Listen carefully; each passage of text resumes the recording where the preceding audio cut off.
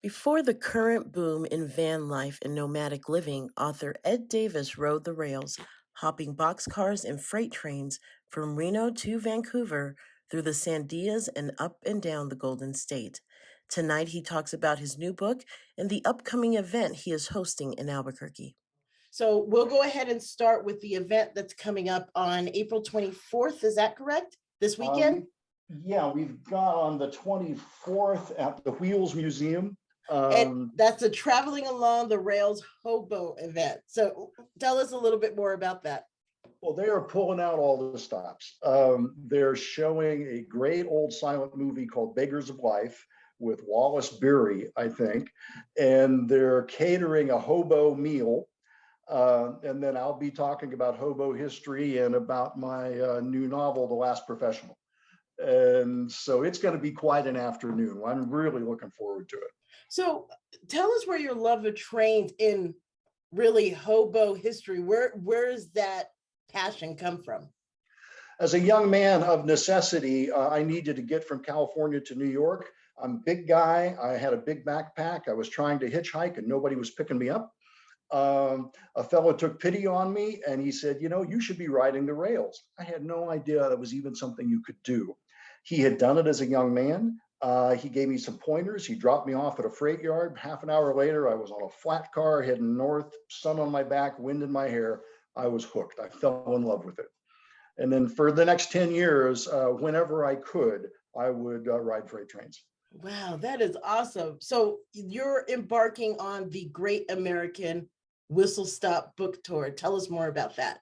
Well, the novel takes place against the backdrop of thundering freight trains and the vagabonds who ride them. So it seemed like a natural to try to get the word out and also to support local bookstores by doing a book tour via rail. I don't think anybody's done anything like it in 50 years or more. Yeah, that's cool. Yeah, it's really fun. I'm meeting great people, and boy, there's nothing like seeing the country from a train. So the tour is happening in conjunction, the tour is happening in conjunction of the new novel, The Last Correct. Professional. So tell us a little bit more about that. So basically, there are two main characters, a young man who was abducted by a tramp, abused by him, and then abandoned. He's a computer programmer in his late 20s, and he figures out that he can't go on with his life until he goes back and confronts that earlier trauma. So he goes back and catches a train. He meets an old fellow, the last of the professional hobos, named the Duke, who is really clinging to his vanishing way of life. So you've got this interaction of this young man who's returning to his past and this old man who's trying to hang on to it. It's also an interesting intersection of technology. The young man is a computer programmer. He's in the modern equivalent of what trains were like when they came on the scene in the late, 1865, 1870, when the Transcontinental Railroad came across. It was as revolutionary in its time as the internet has been in ours. And I have to ask, because you brought it up earlier when we were talking about the event, what does a hobo dinner consist of? You know, I looked at the menu and I've forgotten, but I'll bet there'll be some beans involved and probably some stew and maybe some cornbread or something like that. In the early days, in the hobo jungles, what would happen is folks would arrive and they would pool whatever resources they had. So if I had some meat and you had some vegetables, the other guy had some bread, if they didn't have anything, they'd head uptown. And there were hobo symbols that had been put often on the back fence post of houses. And so you would know this is a house like an oval with 3 lines across it, looked like a loaf of bread. That was a sign that this is a house where there's a good chance that you'll get a handout.